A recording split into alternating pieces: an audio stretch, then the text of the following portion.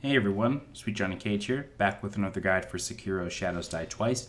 This time I'm going to show you how to defeat Owl, or the Father. This is a hidden boss fight. You will get this boss fight if you're going for the Purification ending. I will have a guide on how to get that coming very soon, and once it's live I will link it right on the video, as well as in the description. So if it's up, you'll see a card pop up about now. So, Owl is very similar to his first encounter, where he fought him on the top of Vashina Castle. However, this does take place 3 years in the past, so he's a little bit more aggressive, has a lot more health, and deals a lot more damage. So, the fight is honestly mostly the same, with a few exceptions. So he has this crazy roll move that he just did. He has the ability to change his overhead slash into a sideways slash if you dodge it too early. But other than that, in Phase 1, he has a lot of the same moves. He does, however, have this brand new, really cool animation where he does a big lunge attack. This is a lot scarier than it looks. All you have to do is once he starts moving towards you, press circle, and you'll get a Makiri counter off of it. Now, with that said, he does have a few tricks, mostly around his firecrackers. I will tell you right now, this is a really long fight. He has a lot of health, so it just takes a while to get him down to that half health, to the point where you're dealing serious posture damage to him. Like I said, he has tricks with firecrackers, so he will throw firecrackers and there's a chance that he will charge up a lunge attack, so you gotta be very careful. In Phase 1, when he kicks and does a backflip off of you when you deflect the kick, he will no longer throw shurikens. That does happen in Phase 2, but in Phase 1 that does not happen. So for some reason, he got caught up in the AI right there and was just hopping into the Buddha statue. I was hoping he would do it forever, so I sort of just stood there and waited. But yeah, he's a lot more bouncy. Obviously, the arena is a lot bigger. There are pillars which can work to your disadvantage. Actually, it's my preference to have him in my face at all times, as with most bosses. I know that seems a little counterintuitive, right? Like you want to try to defend, you want to try to figure it out. Once you feel like you figured out a pattern, you really should be in bosses' faces, because it allows you to build their posture meter a lot quicker, as well as deal more damage. So we're about a quarter of the way through his health right now, and as you can see, the posture bar has turned into a bit of a deeper orange, allowing us to stack up posture more. But with that said, we really won't do much to him until we get him about halfway. So keep that in mind. We still got a whiles to go. It's been 2.5 minutes, or 2 minutes and 40 seconds. And we're only at a quarter. So keep that in mind. It's like a 10-minute fight here. He still has some of his major combos where he'll slash, you deflect, he'll do his elbow and push you away. You deflect again, get out of the firecrackers. He still has that combo, so if you remember that from the first time you fought him, you'll be okay. Luckily, I had him do it to me like 4 or 5 times. As you can see there, I dealt a slash, his health bar, or his posture bar flashed red. That means that we're golden. That means that everything we do is going to stick. The posture bar really isn't going anywhere. It's not really going to have an opportunity to deplete anymore. So, yeah, he still has his running slash. That's kind of hard to deal with. I did take a death there because of the firecrackers. They're just hard to recognize sometimes, and he can get a slash in, and if he didn't deflect the attacks before, it's a little tough. The kick is kind of annoying because it means that he can back up. Be very careful. That overhead slash, if you dodge it too early, he will turn and do a rising slash, so you got to be ready for that. That move where he runs around and will eventually roll, it is unblockable. You do want to try to jump on top of his head, but he moves around a lot, so it's a little hard. Better off just trying to dodge it. That big lunge attack, it's really easy to Makiri counter. He charges it up for so long and has such an obvious movement animation. So as soon as he moves, like you're ready to counter. Just press that button once he moves and you'll get it. So yeah, we're about 4 minutes and 20 seconds in. We're going to do a final Makiri counter and get through his Phase 1. So Phase 2 is really cool.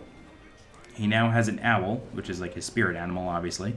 And the owl offers him a couple moves. The owl itself does nothing.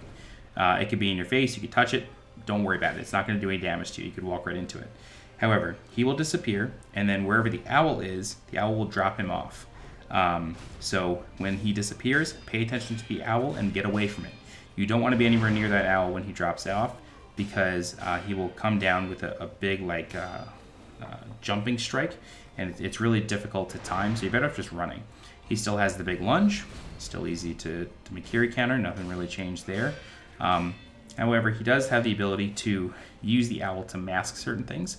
The owl will become a physical being at one point, and then he will throw it, and it will create a big trail of fire. Very easy to dodge. All you gotta do is run sideways and jump once the fire comes out. And then once that does, you want to get ready for a Makiri counter because he will do a jump slash. Like I said before, in phase 2, when he does a backflip, he now does shuriken, similar to his very first fight. So be prepared for that. You're going to have a second deflect after the kick every single time. In this phase, he has basically the same amount of health he did in phase 1, so you still have a lot of work to do. It's like another 5 minutes worth of work. But yeah, as you can see, I'm all up in that owl's business. It's not doing anything to me. But he will pick up the boss and drop him off later. As you can see, he just came down with a big slash. A lot of times it will reset his posture, so just be ready for that to happen. But again, flames, just run and jump, and then do a Makiri counter, no big deal. This fight's like a lot scarier than it looks, and it just takes a while, so you gotta be careful. Make sure you come in with a lot of healing items. I do use a Divine Grass in this attempt, no shame there. It just has to happen sometimes. He still has the ability to trick you with that slash, so he can change it. Firecrackers provide him with more tricks than ever in this phase. He can use firecrackers and then disappear with the owl. So just, if you notice that he's not behind the firecrackers anymore, he didn't run away, he literally flew away. So just, keep track of that owl and make sure you know where it is at all times, when he's missing. Other than that, phase 2 is basically the same as phase 1, with the exception of this new fire move and the ability for him to sort of teleport. Just be ready with Makiri counters. You really got to practice those. There's a few enemies within the Harada estate to practice on. No big deal. Somehow I was able to get out of there quick enough. I do have another really close call with him as he's coming out of the owl. So, just be aware of where that thing is at all times. But yeah, it's sort of the same thing. I mean, we're about a quarter of the way through his health. We're 7 minutes into the fight now. And, we're just starting to do things. His posture meter's maybe a quarter of the way filled up now. So just keep that in mind. Like, it's a lot of work in this fight, and it will take you a while. I don't know how I didn't die from that. Obviously, I took a lot of damage, but I thought that was going to kill me for sure. Now, he can get stuck on these pillars with the lunge attack. I will say that. He's not like Ornstein and Smo, where they can sort of like go around the pillars and just ignore physics. This game's very good about that. That won't happen. At least I haven't seen it happen.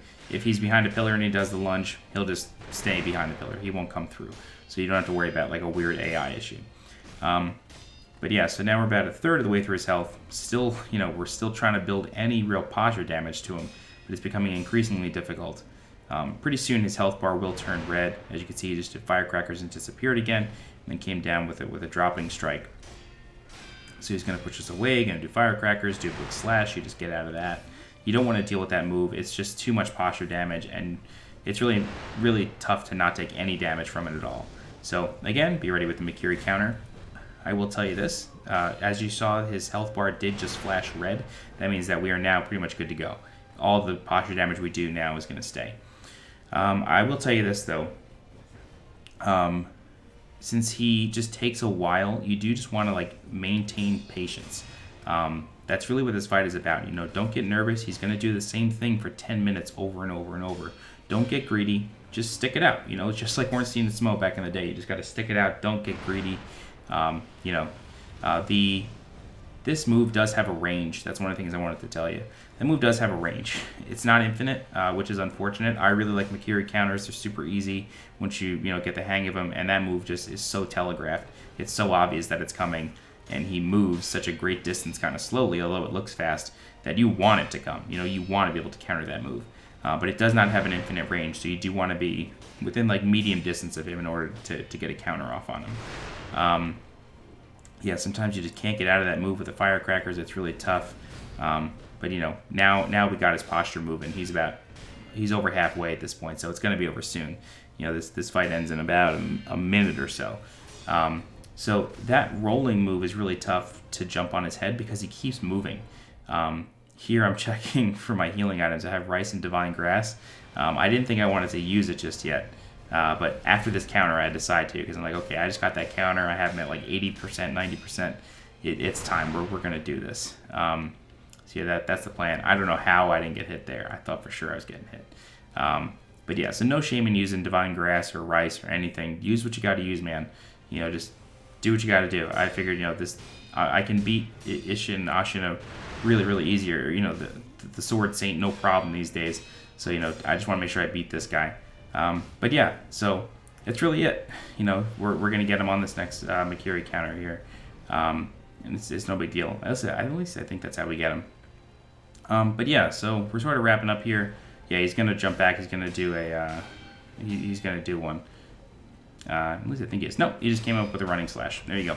All right, so that's it. That's Owl or Father. If you guys have any questions, please feel free to leave a comment. I'll do my best to help you out. If you're looking for more guides for Sekiro Shadows Die Twice, please subscribe to the channel so you get alerted when new ones go live. All right, I'm Sweet Johnny Cage. Thanks so much for watching, and I'll see you next time. Bye-bye.